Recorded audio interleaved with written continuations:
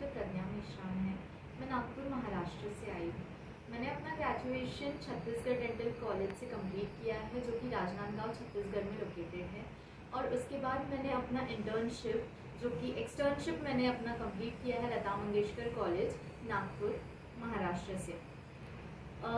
इसके पहले internship join करने के पहले ही मेरा कांटेक्ट मेरे सीनियर से हुआ था, जिन्होंने मुझे यहाँ TDA अकेडमी के बारे में रिकमेंड किया था।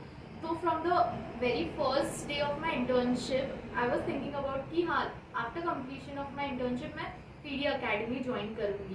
तो मैंने अपने सीनियर से इसके बारे में ऑलरेडी बात कर चुकी थी। इंटर्नशिप के टाइम पे इतना कुछ एक्सपोजर पेशेंट का मिला नहीं था, तो कहीं ना कहीं मुझे ऐसे लगा था कि हाँ, मुझे तो ज्वाइन करना चाहिए TDA अकेडमी।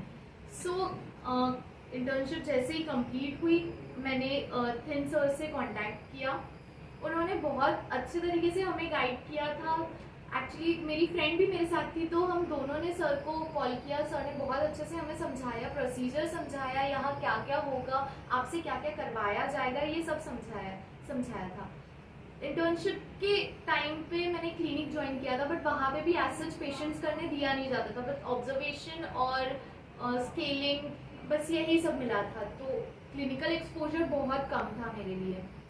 मैंने TDA 10 मई को ज्वाइन किया, बट जब से हमने सर को कॉल किया था और कॉल से यहाँ तक का आने का सफ़र, सर ने हमें बहुत अच्छे से गाइड किया, हर छोटी छोटी बातों में गाइड किया।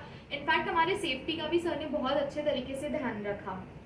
मेरा कोर्स तो 40 डेज का था, तो 40 डेज में मैंने 44 RCTs, 44 tooth preparation, 4 post and course and 5 extractions थे। तो 44 RCTs पहले तो मुझे ऐसा लगा था कि नहीं, ये बहुत ज़्यादा हो जाएगा, बट धीरे धीरे जैसे जैसे मैंने किया वैसे वैसे नहीं, ये तो हो जाता है। बट मेरे लिए सबसे ज़्यादा बड़ी बात ये थी कि मैंने सिंगल सिटिंग RCTs, वो भी 7 RCTs किया था सिंगल सिटिंग।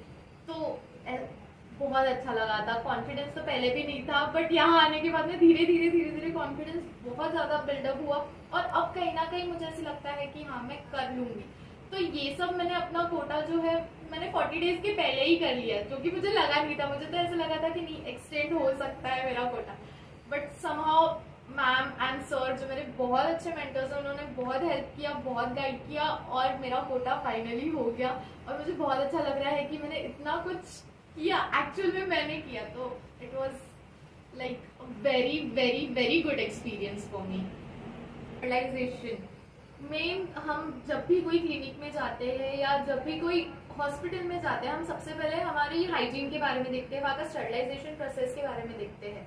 तो जब हम यहाँ आए और हमें बताया गया कि स्टरलाइजेशन की प्रोसीजर क्या है, आपको खुद के इंस्ट्रूमेंट्स खुद धोने पड़ते हैं, जो कि बहुत अच्छी बात है, क्योंकि अगर हम हमारे असिस्टेंट से भी धुलवाते हैं तो वी नेवर नो कि वो कैसे वॉश करे, तो हमें ही पता है कि हमें किस तरीके से वॉश करना चाहिए। तो ये बहुत अच्छा लगा मुझे कि हम खुद ही हमारे इंस्ट्रूमेंट्स वॉश करते हैं। देन वो अल्ट्रासोनिक में जाते हैं, अल्ट्रासोनिक से होने के बाद में वो ऑटोक्लेव में जाते हैं। मतलब इतना सारा प्रोसीजर्स कभी कोई क्लिनिक में देखने नहीं मिलता है, और हमें सिर्फ इंस्ट्रूमेंट्स ही ऐसे डायरेक्ट नहीं डालने पड़ते हैं अल्ट्रासोनिक को या ऑटोक्लेव को। एक यहाँ स्टरलाइजेशन पाउच दिया जाता है, जिसमें हमें हमारे इंस्ट्रूमेंट्स डालने पड़ते हैं, देन वो ऑटोक्लेव को जाते हैं। और हर पेशेंट के पास में, हर पेशेंट जो भी हम करते हैं, तो स्टरलाइजेशन अलग अलग, मतलब हमारे इंस्ट्रूमेंट्स अलग अलग पैकेट्स में यूज होते हैं। ऐसे नहीं कि एक पेशेंट में सेम इंस्ट्रूमेंट्स या बस वॉश करके यूज कर लिया, ये ऐसा कुछ भी नहीं था। तो ये बहुत अच्छी चीज़ लगी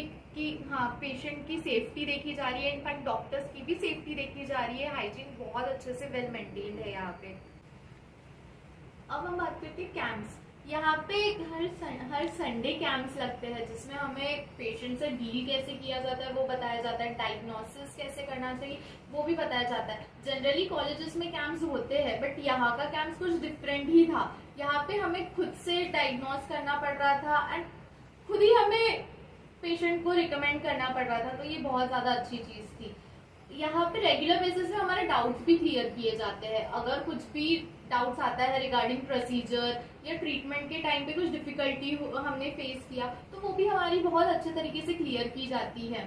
यहाँ हमारे लेक्चर्स भी लगे ओरल सर्जरी, ओरल मेडिसिन के, जो कि बहुत आई डोंट नो सर्स कहाँ से आए थे, बट उन्होंने जितना भी समझाया बहुत ज़्यादा अच्छा से समझाया और हमें बहुत अच्छे से प्रोसीजर्स भी बताए कि कैसे करना चाहिए, एक्सट्रैक्शंस कैसे करना चाहिए, एलए कैसे लगाना चाहिए, और रेडियो में हमें बताया गया कि आरबीजी कैसे लेना चाहिए, पेशेंट पोजीशन क्या रहनी चाहिए, इंट्राओरल स्कैनर्स जो कि कभी देखे नहीं थे बस सुने थे, तो यहाँ आके वो देखने का भी मौका मिला, उसे हैंडल करने का भी मौका मिला और उसके बारे में भी बहुत कुछ पता चला कि इंट्राओरल स्कैनर्स होते क्या है, कैसे उन्हें यूज किया जाता है, किस चीज के लिए यूज किया जाता है और उसके बाद की प्रोसीजर्स। ओपीजी का भी डेमो मिला, ओपीजी भी करने का मौका मिला जो कि आज तक कभी किया नहीं था, तो वो सब कुछ बहुत ज़्यादा अच्छा है यहाँ पे, सब चीज़ बहुत अच्छी है, स्टाफ से लेके पेशेंट फ्लो से लेके हाइजीन से लेके सब कुछ, तो it's a highly recommended place by me and सभी ने किया है, तो it's very nice, do come here and do get experience